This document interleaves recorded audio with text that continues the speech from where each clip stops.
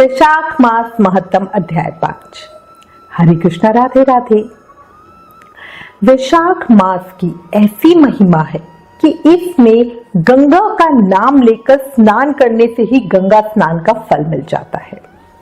बहुत ही ज्यादा पावन महीना है, ऐसे ही छोड़ना नहीं, अधिक से अधिक पुण्य कर्म करना। इस महीने में किए गए स्नान दान व्रत से श्री हरि विष्णु बहुत प्रसन्न होते हैं। अब श्री गणेश जी महाराज और अपने गुरुदेव को याद करते हुए वैशाख महत्तम का 5वां अध्याय सुनते हैं। 3 लोक 14 भवन तेरी जय जयकार, हे गणपति गण देवता हर लो दुख अपार। बोलो गणेश जी महाराज की जय। गुरुर ब्रह्मा गुरुर्विष्णु गुरुर्देवो महेश्वरा, गुरुर साक्षात पर ब्रह्मा तस्मै श्री गुरुवे नमः। बोलो गुरुदेव महाराज की जय। वैशाख मास महत्तम के अध्याय 4 में श्री नारद मुनि द्वारा बताया हुआ मुनि शर्मा और 5 पापियों का वृतांत सुना था। अब आज इस अध्याय 5 में वैशाख स्नान से उन 5 पापियों के उद्धार की कथा को सुनेंगे। साथ ही पाप प्रशमन स्तोत्र संस्कृत और हिंदी में उसका अनुवाद को भी सुनेंगे। वैशाख मास में रोज नियम से इस अति फलकारी पाप प्रशमन स्तोत्र का पाठ पढ़ना या सुनना चाहिए। जो मनुष्य इसे नियम से पढ़ता या सुनता है वो शरीर, मन और वाणी के द्वारा किए हुए सभी पापों से मुक्त हो जाता है। इस स्तोत्र के सुनने मात्र से सभी पाप नष्ट हो जाते हैं। अब हम शुरू करते हैं। देव ऋषि नारद राजा अम्बरीश को ब्राह्मण भक्त मुनि शर्मा द्वारा 5 प्रेतों के उद्धार की कथा बताते हैं। मुनि शर्मा की कथा सुनने के बाद देव ऋषि नारद जी बोले, हे राजन, अब तुम पाप प्रशमन नामक स्तोत्र सुनो। इसका भक्ति पूर्वक श्रवण करके भी मनुष्य पाप राशि से मुक्त हो जाता है। इसके चिंतन मात्र से बहुत से पापी शुद्ध हो चुके हैं। इसके सिवा और भी बहुत से मनुष्य इस स्तोत्र का सहारा लेकर अज्ञान जनित पाप से मुक्त हो गए हैं। जब मनुष्यों का चित्त पराई स्त्री, पराय धन तथा जीव हिंसा आदि की ओर जाए तो इस प्रायश्चित रूपा स्तुति की शरण लेनी चाहिए। ये स्तुति इस प्रकार है। विष्णवे विष्णवे नित्यं विष्णवे विष्णवे नमः, नमामि विष्णु चित्तस्थामकार गतं हरिं, चित्तस्थमीशं व्यक्तमनन्तं पराजितं, विष्णु मीड्यं शेषाणाम मनादि निधनं हरिं। इसका मतलब है संपूर्ण विश्व में व्यापक भगवान श्री विष्णु को सर्वदा नमस्कार है। भगवान विष्णु को बारंबार प्रणाम है। मैं अपने चित्त में विराजमान भगवान विष्णु को नमस्कार करती हूँ। अपने अहंकार में व्याप्त श्री हरि को मस्तक झुकाती हूँ। श्री हरि चित्त में विराजमान ईश्वर, मन और इंद्रियों के शासक हैं। अव्यक्त, अनंत, अपराजित, सबके द्वारा स्तवन करने योग्य तथा आदि अंत से रहित है। ऐसे श्री हरि को मैं नित्य निरंतर प्रणाम करती हूँ। विष्णु चित्तगतो यन्मे विष्णुर्बुद्धि गच्छत्यत, योग अहंकार गतो विष्णुर्यो विष्णुर्मयि संस्थिता, करोति कृत भूता असो स्थावरस्य चरस्य चा, तत्पापम नाशमा याति तस्मिन् विष्णु विचिंतिते। जो भगवान विष्णु मेरे चित्त में विराजमान है, जो भगवान विष्णु मेरी बुद्धि में स्थित है, जो भगवान विष्णु मेरे अहंकार में व्याप्त है तथा जो भगवान विष्णु सदा मेरे स्वरूप में स्थित है, वे ही कर्ता होकर सब कुछ करते हैं। उन विष्णु भगवान का चिंतन करने पर चराचर प्राणियों का सारा पाप नष्ट हो जाता है। ध्यातो हरित या पापम स्वप्ने दुषच्च पापी नाम, तमुप्रेंद्र महम विष्णु नमामि प्रणत प्रियम। इसका मतलब है जो ध्यान करने और स्वप्न में दिख जाने पर भी पापियों के पाप हर लेते हैं तथा चरणों में पड़े हुए शरणागत भक्त जिन्हें अत्यंत प्रिय हैं, उन वामन रूपधारी भगवान विष्णु को मैं नमस्कार करती हूँ।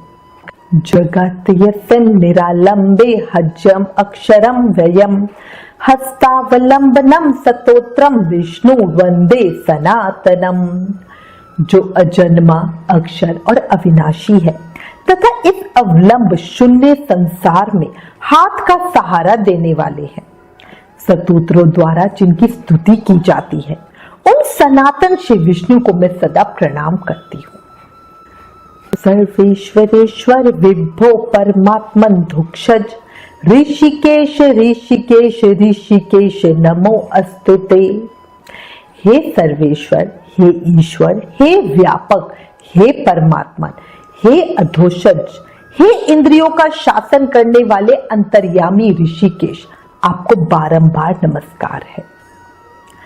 नरसिंहानंत गोविंद भूत भावन केशव दुरक्तम दुष्कृतम ध्यातम शमयाशु जनार्दना। इसका मतलब है हे नरसिंह, हे अनंत, हे गोविंद, हे भूत भावन, हे केशव, हे जनार्दन, मेरे दुर्वचन, दुष्कर्म और दुष्चिंतन को शीघ्र नष्ट कीजिए। यन्मया चिंतितम दुष्टम स्वचित वर्ष वर्तेना अकर्णे महाबाहो तच्छम नय केशव। इसका मतलब है महाबाहो, मेरी प्रार्थना सुनिए। अपने चित्त के वश में होकर मैंने जो कुछ बुरा चिंतन किया हो उसको शांत कर दीजिए। ब्रह्मण्य देव गोविंद परमार्थ परायण जगन्नाथ जगद्वाप पापम स्वयं में च्युत। इसका मतलब है ब्राह्मणों का हित साधन करने वाले देवता गोविंद, परमार्थ में तत्पर रहने वाले जगन्नाथ, जगत को धारण करने वाले अच्युत, मेरे पापों का नाश कीजिए। यच्च परायणे स्याहायने मध्यायने च तथा निशि कायेन मनसा वाचा कृतं पापम जानता जानता च ऋषिकेश पुंडरीकाक्ष माधव नामत्र्योच्चारणतः सर्वयातु मम श्रेयम। इसका मतलब है मैंने पूर्वाह्न, स्यायन, मध्याह्न तथा रात्रि के समय शरीर, मन और वाणी के द्वारा जानकर या अनजाने में जो कुछ पाप किया है वो सब ऋषिकेश, पुंडरीकाक्ष और माधव, इन तीन नामों के उच्चारण से नष्ट हो जाए। ये सबसे सुंदर लाइन है। शरीरम में ऋषिकेश पुंडरीकाक्ष मानसम पापम प्रशममयातु वाक कृतम मम माधव। हे प्रभु ऋषिकेश, आपके नामोच्चारण से मेरे शारीरिक पाप नष्ट हो जाए। पुंडरीकाक्ष, आपके स्मरण से मेरे मानस पाप शांत हो जाए तथा माधव, आपके नाम कीर्तन से मेरे वाचिक पापों का अंत हो जाए। यद्भुजान पिबस्तिष्ठन स्वर्णपण जगद यदा स्थिता आकर्षणे पापमर्थम कायेन मनसा गिरा महदल्पम च यत पापम दुर्यानि निर्कावहम तत्सर्वम विलियम यातु वासुदेवस्य कीर्तनात्। मैंने खाते, पीते, खड़े होते, सोते, जागते तथा ठहरते समय मन, वाणी और शरीर से स्वार्थ या धन के लिए जो कुत्सित योनियों और नरकों की प्राप्ति कराने वाला महान या थोड़ा सा भी पाप किया है वो सब भगवान वासुदेव का नामोच्चारण करने से नष्ट हो जाए। परम ब्रह्म परम धाम पवित्रम परम च यत् अस्मिन् संकीर्तिते विष्णुर्यो यत् पापम तत्प्रणशयतु। जिसे परब्रह्म, परम धाम और परम पवित्र कहते हैं वो तत्व भगवान विष्णु ही है। इन श्री विष्णु भगवान का कीर्तन करने से मेरे जो भी पाप हो वो नष्ट हो जाए। यत् प्रापे न निवर्तन्ते गंध स्पर्श विवर्जितम सूर्यस्त पदम विष्णु सत सर्वम में भवत्वलम। जो गंध और स्पर्श से रहित है, ज्ञानी पुरुष जिसे पाकर पुनः इस संसार में नहीं लौटते, वो भगवान श्री विष्णु ही परम पद है। वो सब मुझे पूर्ण रूप से प्राप्त हो जाए। पाप प्रश्मन स्तोत्रम या पठे चनु नरा, शरीरे मानस वर्चे कृते पाप प्रमुच्यते। मुक्तः पापम ग्रद्धिभ्यो यति विष्णुर परम पदम, तस्मात् सर्व प्रतनेन स्तोत्रम सर्वाघनाशनम। प्रायश्चित्तम गोगानम पठितन्वे नरोत्तमे। यह हमारे अध्याय 88 श्लोक 72 से 91 तक है।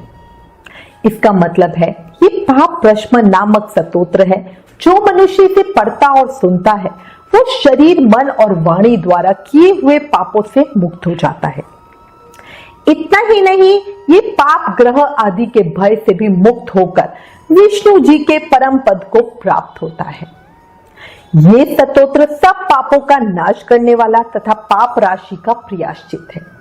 इसलिए श्रेष्ठ मनुष्यों को पूर्ण प्रयत्न करके इस स्तोत्र का पाठ करना चाहिए। इसके बाद नारद जी बोले, हे राजन, इस स्तोत्र के श्रवण मात्र से पूर्व जन्म तथा इस जन्म के किए हुए पाप भी तत्काल नष्ट हो जाते हैं। ये स्तोत्र पाप रूपी वृक्ष के लिए कुठार और पापमय ईंधन के लिए दवा नल्ले है। पाप राशि रूपी अंधकार समूह का नाश करने के लिए ये स्तोत्र सूर्य के समान है। मैंने संपूर्ण जगत पर अनुग्रह करने के लिए इसे तुम्हारे सामने प्रकाशित किया है। इसके पुण्यमय महत्तम का वर्णन करने में स्वयं श्री हरि भी सामर्थ्य नहीं है। वैशाख महामहत्तम अध्याय 5 समाप्त। क्षणभंगुर जीवन है पगले, कर ले प्रभु का ध्यान ले। ना जाने कब देह का पंछी कर जाए प्रस्थान रे। है ना, ये याद रखो, मन में बसा लो। जीवन का कोई भरोसा नहीं है, इसलिए अभी भी समय है। ज्यादा से ज्यादा नाम जाप करके जन्म मृत्यु के चक्र से मुक्ति पालो। ना चाहते हुए भी हम सभी गृहस्थी में फंसे हुए माया के चक्रव्यूह में अंदर घुसते जा रहे हैं। काम, क्रोध, लोभ, वासना, चुगली आदि कितनी ही बुराइयों से रोज अनगिनत पाप कर रहे हैं। पर इन सभी पापों से मुक्ति पाने का बहुत सरल आसान उपाय है, नाम जाप करो। शास्त्रों में कहा गया है, कलयुग केवल नाम आधारा। सिर्फ नाम जाप करके ही भक्ति, मुक्ति, प्रेम, शक्ति सब पाया जा सकता है। अपनी हर सांस के साथ प्रेम से, मन से, भाव से जाप करते रहो। हरे कृष्ण कृष्ण कृष्ण हरे हरे, हरे Ram Ram Ram Hare Hare. Please in videos को अधिक से अधिक शेयर करके वैशाख मास के प्रभाव को, इसके महत्तम को सबको बताओ। अपनी शास्त्रों का ज्यादा से ज्यादा प्रचार करो, ये भी एक सेवा है। राधे राधे।